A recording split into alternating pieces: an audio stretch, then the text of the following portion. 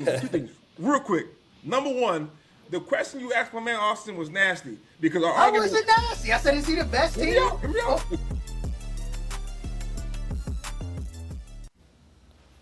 All right. Welcome back to Fanspector TV with Kilo Sports and D Scott, and we have our first guest of the season, Austin King. Welcome, sir. How are you? Welcome. Welcome, Yes, my sir. brother. Appreciate it, Yeah. fellas. And look, we're just gonna get this thing right off, man. So with some breaking news, actually, because we're completely unprepared for this, but Bud Crawford retired, man. Like, what are y'all thoughts? That's crazy. After such a huge fight with Canelo, all the momentum in the world, all the attention in the world, and calling it quits. What are your thoughts? I guess I'll take it first because I was quoted for being a Crawford hater before.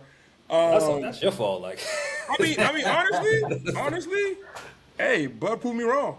I thought Canelo fought a bad fight, but he proved me wrong. Hey, but when I heard the news of him retiring, to be honest, I was like, damn, because there was so much left on the table. I felt like he got a rematch with Canelo, possibly a fight with Janibek to go down to 160 and become a sixth division world champion and then 3-time undisputed.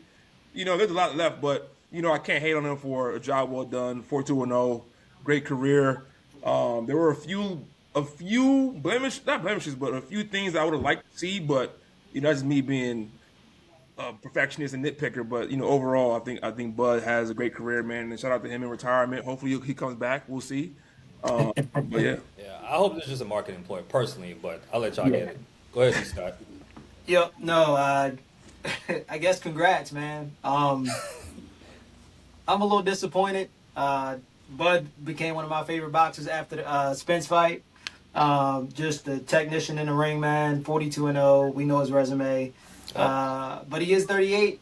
So that is climbing the charts in a sense. But he'll be back. He's gonna fight Canelo again, man. It's the bag he just got was huge. He's about to triple it if they decide to do it again in a rematch. Because you got to expect Canelo to come in a little bit better, right, than what we saw from a performance perspective.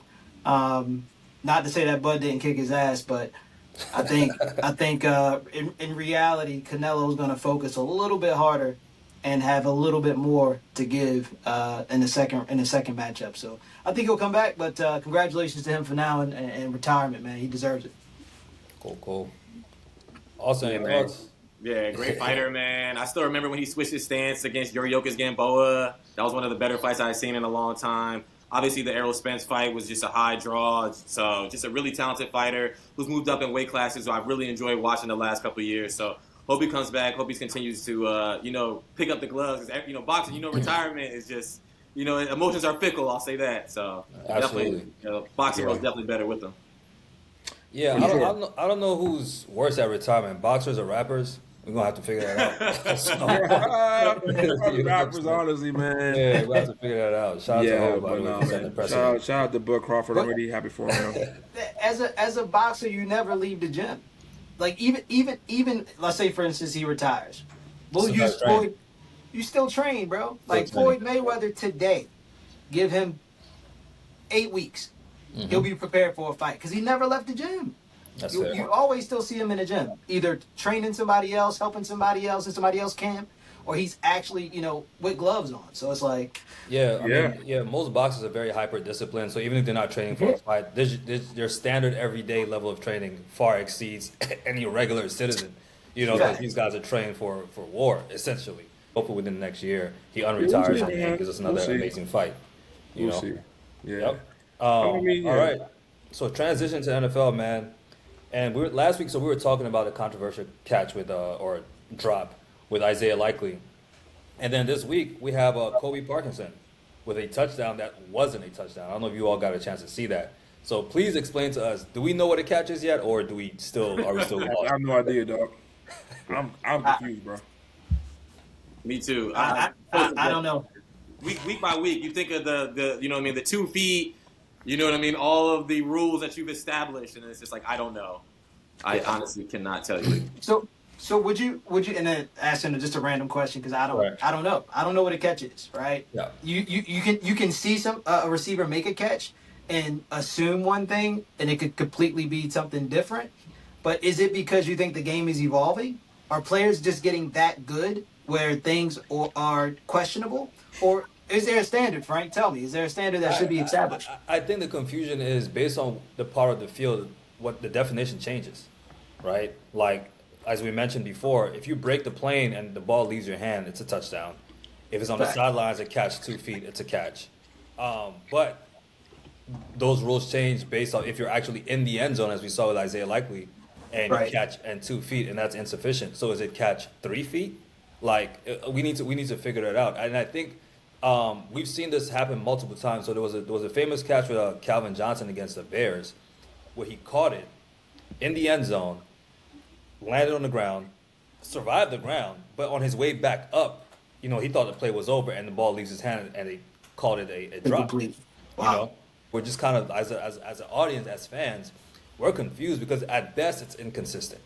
So the competition committee needs to sort of figure out more like better definitions. Even if we disagree, it needs to be consistent. That's just my opinion. Yep. 1,000%. Yeah, 1,000%. Yeah, we'll leave that alone. But I think the biggest news out of the weekend is, I guess, the Mahomes injury. Their season is effectively over.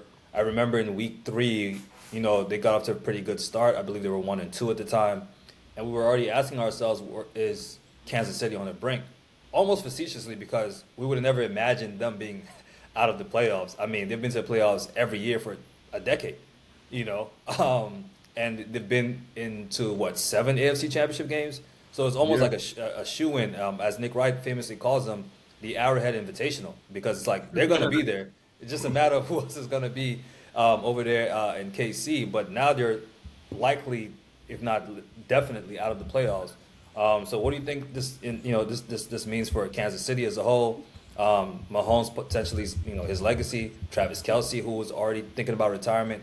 What are your thoughts just generally?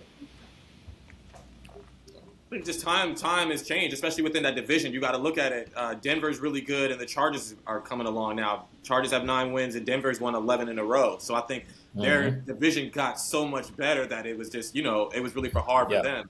And also, I think they just needed to change some things as far as just their philosophy goes. I mean, Kelsey's getting older. Their playing style with Isaiah Pacheco, I think they weren't able to establish the run a lot this year, be consistently to be able to run the ball. They mixed in a lot of skill position players, whether it be Hollywood Brown, Rashid Rice came back late in the season, so I don't think they really got any continuity. Xavier Worthy missed a couple of games, so I just think it was just a lot going on, and you just can't rely on Mahomes. He's great, but you can't just rely on him every week in the NFL. Yeah, and that's true, because I think there's some stat out there that the more Mahomes has to run and play sort of hero ball, the less likely the team is positioned to win. So I think that, and obviously that's resulted in him, unfortunately getting injured.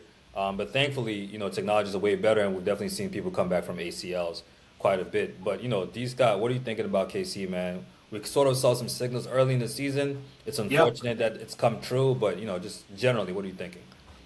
I think both of y'all touched on some key points. I think the first piece is, Mahomes' usage rate, right? You've got to look at that first and foremost. I mean, the guy does everything for the team. Create plays with his legs, extend plays under pressure, miraculous passes, damn near tackled. Just you see it week over week. And last year they got away with it because they were winning games by 3 or less points, right? True. This year, it's vice versa. They've been losing games, close games. So, and that's indicative to him just maybe potentially getting worn down and tired, and his body gave up. So I think they're in a rebuild mode. They got to evaluate talent. Coaches need to do their jobs on their offseason. I think they will. You got to trust Andy Reid too, right? He's one of the best at it in retooling and the scouting talent. So they'll get what they need, and they'll be competitive in the future, man. But prayers for Mahomes. The league is better with him, and that's coming from a rival. But they've got some holes, man. Offensive line is terrible this year.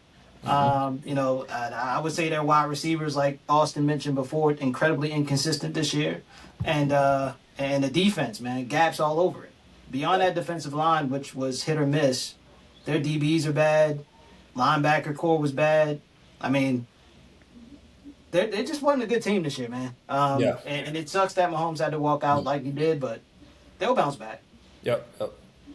Yeah. Kilo, any thoughts? Yeah, I mean, honestly, I think this is probably the aside from Mahomes getting hurt, this is probably the best case scenario for the KC's future. Now you have opportunity to sit back, focus on your gaps. You got to get better O-line. You have to start establishing the run. I don't think they've had a running back in this entire run break 1,000 yards yet. No.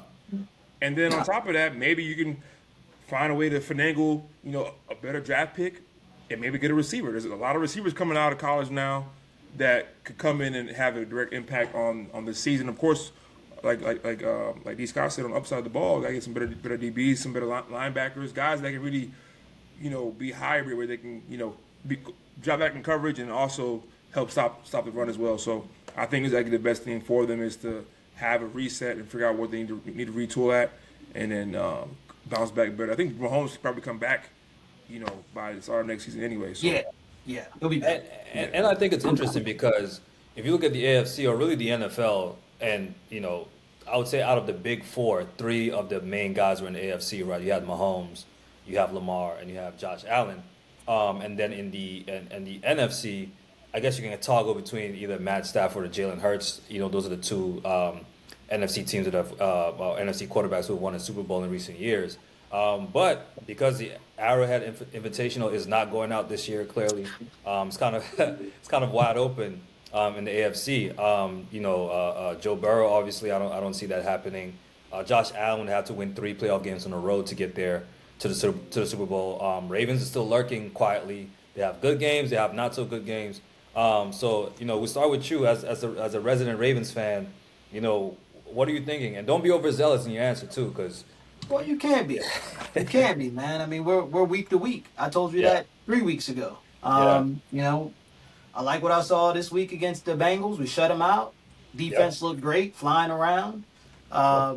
Actually got pressure on the quarterback, which I thought we'd do in the first game against the Bengals. We didn't, but we did it this game, so I can't complain too much. And we actually saw Lamar get some continuity with the receivers and the tight ends. They started to, get a little bit of a rhythm. Had about maybe 3 possessions where I really, really liked them, methodically moving the ball up the field. So I think we'll be okay. Again, we've got a huge test with the Patriots this week, and then we got the Packers the following week. And then we wrap that up with the Steelers. So we've got a 3-game stretch that's huge. I think if we win 2 of 3, we'll get in. And we've got to beat the Steelers. And I think we beat the Steelers at their home. I think it comes down to that game. But yeah, Sauce, what you thinking? I think it's pretty much wide open. I mean, like the AFC is just, do you really believe in Denver? I'm not really sure. And then the Texans are making a nice charge. The Chargers look like they want to compete. So I think it's just really, really, but if the Bills, we saw Bills in New England. So I think there's a lot of teams with a lot to prove. I mean, it's just really wide open on both sides, to be honest. Even the NFC, you look at Detroit. Detroit's been shaky the last couple of weeks. The Rams look really good. The Seahawks look really good. The Eagles, a little shaky. So it really just depends. I think it's just, it's just really wide open from both standpoints. I think, honestly, what it'll come down to, obviously what football really comes down to is quarterback play. But I think what's unique is, look at Philadelphia. They haven't been, having the continuity. The offense doesn't look like it's in rhythm, but you do have A.J. Brown. You do have stars in Saquon Barkley. You do have a quality offensive line. Whereas you look at the Bills, it's just like, who's the number 1 target for Josh Allen? So I think Dalton Kincaid? Yeah. Probably. Yeah. I honestly don't know. I think you have a lot of talented quarterbacks, but I just don't know if you have the talent surrounding them. And then you look at, obviously, Detroit is, 3rd now in the NFC North because you just have a talented division. Caleb Williams and the Bears are looking strong. You have the Packers. Obviously they lost Micah Parsons, which is a huge blow, but they got Jordan Love is playing outstanding. So Absolutely. Yeah, man.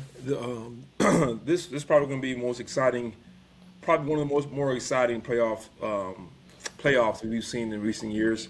I mean, but like Austin said, man, you almost have to roll with the guys that got the best QB. So Matt Stafford of the world, the Josh Allens of the world, those are going to be the guys that I favor.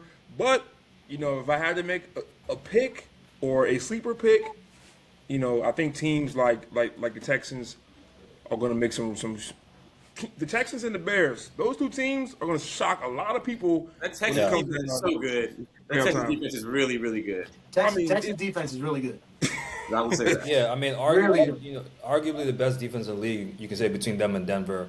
Both have, shutdown corners. You got PS2 in Denver. You got the other kid there in Houston. And Caleb Williams, look, he's been a pleasant surprise, and I think in the future the draft class of last year with Jaden Daniels and Bo Nix and Caleb Williams, in 4 or 5 years we may be looking back and like, this is probably one of the better draft classes when it comes to QBs in a long time.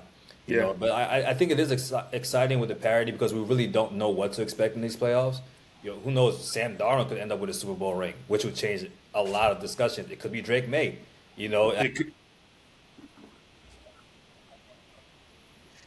Plenty of sleepers out there, so no, definitely. Switching sports to basketball, man, we had the pleasure of watching a potential Western Conference Finals matchup with OKC versus the Spurs. I know on the sidelines we had a lot of chat around that. Keela, I'll start with you, man. The gravity that Wemby brings into the game. Let's start with that. And what are your predictions in terms of a potential matchup? Okay. I mean, first off, with Wemby, I want to go on record now and saying this guy, he has GOAT potential. He has GOAT aura around him. Like the way that he can affect games and schemes and game plans just by him being on the court alone is going to be hard to deal with, especially with the guys they have around him. That the guard play around him is superb between Fox, Castle, Harper off the bench. Mm-hmm. And Vessel. Great young core. I mean, the Spurs have everything they need to move forward and be contenders. But with that said, I'm putting my money with OKC because bottom line is when it comes to basketball, similar to football a little bit, it's really about Joe and Smo more than X and O's. Who has the best players? And OKC clearly has the best players, better players, and he had the best star. Yeah. You know what I'm saying? So I think we could see them in the playoffs. I mean, Denver has a lot to say about that too, but I do think Spurs, OKC, Denver, those three teams are probably the three teams we're going to see out in the West. But with me, I'm always going to roll with SJ. But like I said last time, SJ is better than D Wade. He's a better scorer than Kobe. Relax. You gotta relax. We'll get to that. You gotta relax. Listen. I don't want to fall down that rabbit hole just yet. I love the first to the punch. You know what I'm saying? First to the punch. I said it last week. I'm gonna say this week. SGA get there. Don't worry. We'll get there. Just saying. He's definitely trending in that direction, but Wade did a lot early in his career. Just saying. So SGA. So did Kobe Bryant, by the way. Yo, we'll get to all of those. But yeah, D Scott, what you think about Thunder Spurs? I think a lot, man. I know we had a heated discussion the night of, which I appreciate. And I was a little inebriated too. I was outside, so shout out to anybody in the pod that group text and a little drunk. Shout out to them. But no, in all seriousness, man, that was a great game. One of the best games I've watched front to back in a while. Very exciting game. Kilo mentioned one thing, the impact that Wemby has from being off the floor versus on the floor. The Thunder were blowing him out. I think the first quarter, Frank was like, what are we watching? Yeah. if I can describe, he jumped in and everything changed. I said, everything changed. Yeah. As soon as he hit the floor, plus 20. Yeah. I'm like, yo, and I think I texted in the group, I'm like, yo, the Spurs gonna win. I said that in the second quarter. I was like, yo, they have no answers for Wemby being in the paint. And then it also inspires the guards to fly around, bro. De'Aaron Fox, Castle, Vessel, the kid Johnson coming off the bench, Harper coming off the bench. I mean, these guys. The paint's already protected, so that now they can just fly. Like, they ain't got to worry about, Wemby's playing free safety in the back. Like, you good. Exactly. So you can take chances. They were, defending the gaps. definitely getting steals off the passes. I mean, it was exciting to watch, man. So that said, I think if it's a 7-game series, you got to side with OKC. I'm not, oblivious to think that they're the champions. They deserve that, but it'll go 7. Yeah. Like I'm on wax saying that the Spurs will definitely take them 7, and if they sleep, they might lose that series. Because these guards are only going to get more confident, man. And the way they were shooting the ball, it'll be interesting to see. And Harrison Barnes being a vet there too, and a champion already helps that team a ton. So 100%. That's tough. Harrison Barnes being your vet. being your vet, bro. Being your vet. Hey, yo, fuck out of here. You don't appreciate Harrison Barnes? No, hell no. He's killing it from the corner 3 this year. He's like 40%. Come on, bro. He is balling this year, bro. He defends. He's like the Sean Elliott of the old Spurs. Like, he's out here 3-and-D strapping. 3-and-D? Yeah. Oh, Elliott, that's a good pull. Somebody that the youngest can go to for advice, bro. Like he's like a coach on the floor, bro. I'm saying, bro. They beat OKC for $500K. $500K. When you put it like that, that's how you got to look at it. Yeah. They just lost $500,000. I mean, I just like the rosters. Like they have so many guards. Obviously, you got Vassell, Harper, Fox, and then you can play Barnes at the 4, and then you have either Fournette or Wemby at the 5. So you really have the flexibility with so much speed. You can get down the court. You can pressure the ball. So I think they can speed you up. I think OKC plays at such a great pace. Like if you watch SGA, he can pay fast, slow, half court, whatever he wants to do. But I think the Spurs can speed you up. They have the perimeter, size on the perimeter. They have the size up front because OKC, they're so deep too. I mean, you got Lou Dort, Caruso. You got guys like Cason Wallace that you don't even really typically think about besides like Chet, Jalen, and SGA. So they just a really deep team that can play a number of styles. So I think it'll be interesting to see. Obviously, I'm going to have to lean with OKC. I think they're the best team. I think they'll probably literally win 70 wins, but it's just one of those things. Yeah, no, I think across the board, y'all are right. I mean, and they have the benefit of experience, right? Not just winning the championship last year, but even the year before, having the best record in the league, making it, pretty far in the playoffs, and as the youngest team in the league at the time as well. So it's not like they're vets and the Spurs are children. They're about the same age group, 23 to 25 for most of them. But I think the stark difference between the first and the second quarter was a bit eye-popping for me. Because, yes, OKC was smacking them. Like, it wasn't even close. No. So, sans Wemby, talent for talent, OKC is just at a different tier. But once Wemby walked in that game, you can't game plan for that. I think he had 5, 5, and 5 as far as stats within the first few minutes of walking onto the floor. But Spurs were plus 25. It just made no natural sense. So I just think that's a matchup I definitely want to see in the playoffs. It will be scary hours for OKC. They know it. We know it. I would love for it to be the Western Conference Finals specifically, but I have a feeling they'll probably meet in the earlier round. Round two, I think, probably. Yeah. Well, and the thing about Wemby is, and with all big guys, it remains the same thing. Health, man. Because he just came off of, 2 weeks on a non-contact? You just never know. And OKC's strategy may be what the Warriors did to LeBron. Say, okay, you know what? We're going to leave the ball in your hands and exhaust you early. And then we just strap up everybody else. So Wemby, if you want to get 80, go ahead, bro. We're going to score 90. You know what I mean? and let you rock. But speaking of LeBron and the GOAT discussion, and one of the main reasons why we have Austin joining us today is because of my top 10 criteria, man.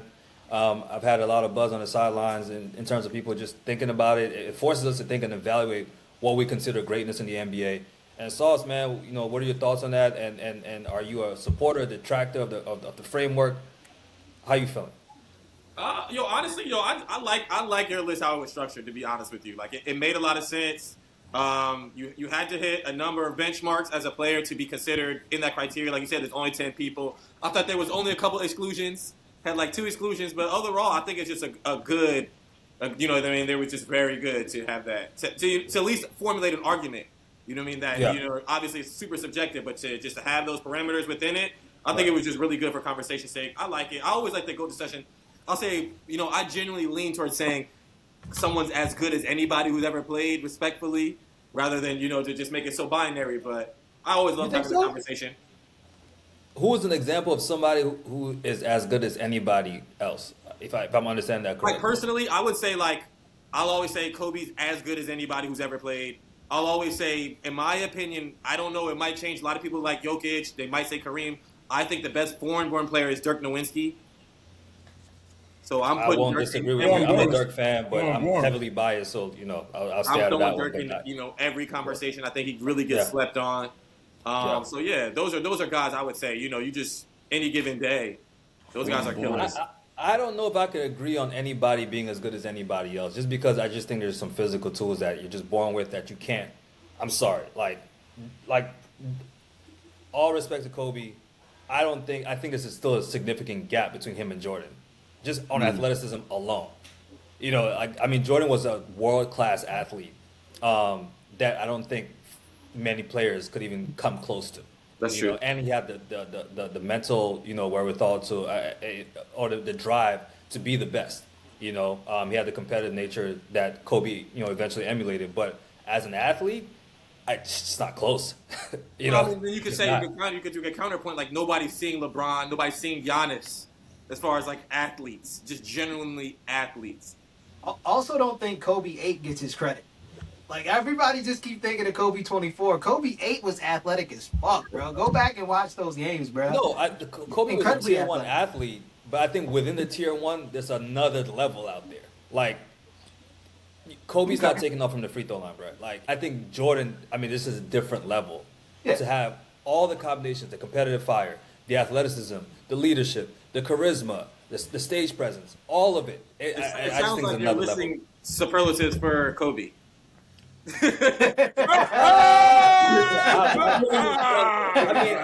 don't think Kobe had the athleticism or the charisma or the. That is the one check mark. That is charisma for Kobe, bro. That's crazy. No, I think Jordan was on another level. He was the sport. Kobe shared that stage. Jordan didn't share that stage. Man? I think Allen Iverson had a different level of charisma relative to Kobe. Iverson was more loved in our community. But I also think Kobe was the introvert who just wanted to love the game. Yes, and Jordan was not an introvert. He was an extrovert who loved the game and would ball out after smoking cigars with you. That's true. Yeah, Kobe wasn't friends with you.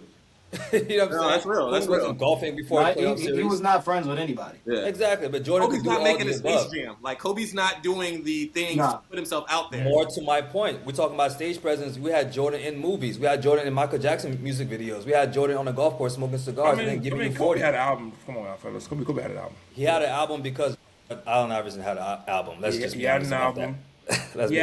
Kobe had plenty of, especially when he turned 24 and the whole rebrand started with the ankle insurance and the Mamba mentality started coming out. Yeah. He had a whole rebrand. I understand. He had to rebrand, obviously, because of some legal situations too. But I just think, obviously, despite that, it was orchestrated. He was just like it's Kobe. It's Kobe. You know what I mean? No, it is. But even in North Carolina, Jordan had just the it in terms of just like stage presence. He was on talk shows as a rookie. It's hard to compare to off the court. Yeah, Michael Jordan. Michael Jordan's a different level than anybody. Right. That's all I'm saying. That even though I'm saying superlatives for Kobe, I think Jordan's at a heightened level relative to Kobe. But I also think that also is a matter of like time. Like Jordan came. Of course. It's not to take anything from Jordan, but Jordan came at a perfect time. The league would just have live games. They only showed the major cities.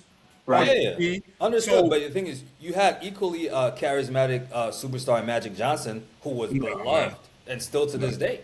You know what I'm saying? In LA, 3P. Come on, man. Magic wasn't nearly as marketable as Jordan. Respectfully. What? Respectfully. No.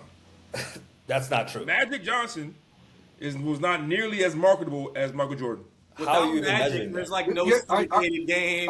Are you talking about as a player, Kilo? His name is Magic. As a player, yeah. Like I don't know. Look, I think Magic is special. I just think he had that charisma, that personality. Obviously, he has when he that the game 6 against Philadelphia when they win the ring in his rookie year and stuff. Like he just has so much that made Magic was different, bro. Like around the 80s in LA, Hollywood. Like I think it was just a perfect. Let me ask this. Before Kobe, he passed the baton to Jordan. It's one of those things. It's errors. For example. Oh, he definitely did. This is why the phrase earlier, when it comes to marketability, a lot of it leans on how you pop off of a screen. Magic Johnson was a terrible athlete in regards to popping off the screen and jumping high as he can. Guys seeing Jordan come off the screen, that makes him more marketable. Oh, yeah. I want to do that. Fight like Mike. You know what I'm saying? Or even today with like John Morant, unfortunately, or Ant Edwards, or even LeBron James, even Kobe. Guys that are acrobatic in the air and have that kind of flair to their game become more marketable automatically than guys that aren't. You know what I'm saying? And then you can add other things in there as well. But between Jordan and Magic, nah. Magic was not close. Jordan made basketball global. Not, I mean, but straight Jordan. I mean, the dream team. I think Jordan is so like mesmerizing. Like when he floats, the tongue out, the acrobatic finishes. But like Magic with the no looks, I think it's like stylistically just very different. Obviously, you know what I mean. Like Mike, like the signature MJ pose. Like I think y'all making my point for me. I think the flair of Magic and the appeal of Magic was the pace of his game and the passing. I mean, Showtime Lakers was the brand. You know, so I mean, you can call it athleticism, but I just think the way he played was just an exciting brand of basketball that the league hadn't really seen in that way from a team perspective. And then when Jordan came in, it was, I mean, yes, you had Dr. J before him, but it was literally eye-popping. Especially when it got to live TV, a lot of humans hadn't seen that before. A lot of athletes it's like, yo, like, he is different. They would call him the best player ever before he ever won a championship just because of his game alone. It's like whether he wins or not, your eyes have never witnessed anything like that. And even his peers, I mean, Magic in the NBA Finals where he switched hands, I mean, now that's a move that, you know, kids on the playground can do. But back then, people hadn't seen it that way. And even, you know, some of his teammates, they say like, yo, Jordan, one unique thing about him was the grip on his hand, like the way he can grip the ball and sort of like control it mid-air. It was just something that hadn't been seen, even to the point when once Kobe learned about that, he started using vice grips. Like, no, I got to get my hands as strong as Jordan so I can be able to like maneuver and control the ball, you know, mid-flight. So yeah, I mean, all things being said, man, but I just think back to the GOAT criteria. Obviously, it's Jordan is number one, and there's no argument for anybody else, including LeBron. I'm sorry, but 2 to 10. I think that's a solid list. You know, you can rank them however. I think the most interesting discussion is who's knocking at the door, right? I think it's KD. I think it's Jokic. I think it's Giannis. Those three guys. Like the top 10. Yeah, outside of like, so whoever, like, it's tied for 11 right now, in my opinion. The 11th spot is a three-way tie between Giannis, Jokic, and KD. And one of them could actually, depending on how they finish their careers, could actually remove Steph from the 10th spot and take his spot, in my opinion. It could be Jokic, it could be Giannis. They have enough youth to make that happen. KD possibly not, unless it's this year. Like if KD wins the finals this year and is the finals MVP, you got to swap him with Steph, or at least arguable. It's arguable. Listen, man. Like I said before, Kevin Durant is a glorified second option. You can quote it, you can clip it up, whatever you want to do with it. I'll say it again. I'll say it forever. You hate this KD, dude right bro. here is not winning with Chip as the number one guy. I'm sorry. Before we get out of here, what's your thoughts on that, man? We've already debated this among the three of us. I kind of have to. Like the fact that he's never won a chip, you know, being the man, being the focal point of any team. I mean, it's just one of those things. Like he ran from it in Oklahoma City. You ran to the team that you were down. You were beating them three games to 2. 3-1. Yep. 3-1. Then you switched. Yep. So it's just one of those things. You ran to the team. So he never, you know, wanted the promise to be able to show that. So I agree to an extent. I think he's an all-time great. Obviously, 30,000 plus. You know what I mean? Yeah. Number 8 all-time scoring. But in my opinion, I don't think, you know, not being the leader of a team and winning it, you know, getting over that hurdle will obviously, you know, tarnish your legacy just a little bit. Hey, Austin, can I ask you a question? And then we can go. On those Golden State Warriors teams, was KD not the best player on those teams? He was, but at the same time, if I have a team full of, you know, 3, arguably 4 Hall of Famers, it just diminishes it a little bit. You know, I got Clay on the perimeter, I got Steph. It's not the same. No, I'm cool with that. I mean, he won the MVP. And I'm cool with that because LeBron did the same thing. No. I'm cool with that because when LeBron went to Miami, he did the same thing. That's cap. He ran from the snow. We're not doing this He ran, bro. You ran from Cleveland? It's cap. It's cap. You wouldn't He run from left Cleveland? Cleveland to go to Miami. Why did he leave? Miami was trash before he got there. They were trash. I'm asking, why did he leave? Why did you pair up with Better winning D-Wade situation. and Box? A better winning situation. Because Okay, KG, wait. because KG, Ray Allen, and Paul Pierce paired up. That's why he. I just asked a question, man. Let I me just asked a question. let me say. I just asked a question. We're Let gonna me be say here for two another things. hour. Please, two things, real quick. Number one, the question you asked my man Austin was nasty because our How argument. was it nasty? I said, is he the best team? Hear me out. The question was nasty because our argument was KD was not the first option for Golden State. Not that he's the best player. Ask him that. Two I'm different sorry. things. Okay, go ahead. Two different things. And then my second point is that in order to win a championship based on history, you have to have at least 2 or 3 guys that are NBA distinguished. Whether they're all-star, all-defense, Six-Man of the Year, MVP level guys. There's not. You won't only name 2 teams in history. The Nuggets with Jokic and then 91 Bulls with Jordan that won a championship. Only one guy was an all-star or higher. Every other team in history needs 2 or 3 or more. So LeBron leaving is not a knock on him to leave. He went to a team that was trash and made them better. I just love how we skipped Steph's role in recruiting KD. Who I called it 3-1 brigade. Steph was up 3-1, lost. KD was up 3-1, lost. And they said, "Hey guys, let's all huddle up together in the Hamptons band together, and figure out how to stop LeBron." So, so if you're going to discount KD, you got to discount Steph a little bit. That's the only thing I'm saying. But go ahead. I understand. Somehow, some way, Steph always escapes any sort of reasonable criticism when it comes to this. I don't know how That's true. that keeps happening. That's fair. true. That's fair. Like, you skip Steph all the way to LeBron in Miami. Steph was up 3-1, and he didn't want to run it back against that same Cleveland team. Just like KD didn't want to run it back against Golden State. That's where they found their camaraderie. Say, hey guys, we're not going to compete against each other. Let's just go get LeBron. They found camaraderie in losing to LeBron. Who didn't LeBron want to run it back with? Who didn't LeBron want to run it back with? Boston, right? What? What you talking about? When he was in the East with Cleveland, he couldn't get through Boston. Yeah. So he went to Miami. He went to Miami. Boston couldn't get through him, so they went and got Ray Allen I got and you. KG. That's a fair point. And then he couldn't get through them. Yeah. He's I mean, no. Cleveland in a That's small how it market, went. they weren't going to be able to get That's how him. it went. I remember Yeah. they got Mo Williams, and we were like, "Oh, this is it." Like maybe. I remember Mo Williams. was You an know All-Star game. He all-time was great. an All-Star. Best Cleveland could do. Mo Williams. Mo Williams and the washed-up Shaq. People forget Shaq was on that team. Ruby Gibson, man. Come on, man. Come Fair on, enough. man. Fair enough. No one in this pod saw anything wrong with LeBron going to Miami in the fashion that he did and guaranteeing us There's 7 nothing wrong. championship rings. It happened before. Fair enough. My apologies. My question is this, Austin, before I go, Yeah. on those Golden State Warrior teams, we're debating number 1 options, right? You got KD, you got Steph, you got Clay, you got Draymond. It's and all the KD. goons. It's KD. We know that. Even on the Warriors, Thank you. number 1 option is KD. I appreciate that. Impossible. On any team that you pick up, Kilo, you hoop, bro. It's crazy to me. I'm telling you see the KD truth. on the other side is the number 1 option. This is what. Okay, so my argument was that KD again is a glorified second option, right? Even on Golden State, he was the second option because the person that was creating the gravity against defenses was Steph Curry and not him. And Steph Curry proved that by winning a chip when he left with a random third guy, Andrew Wiggins.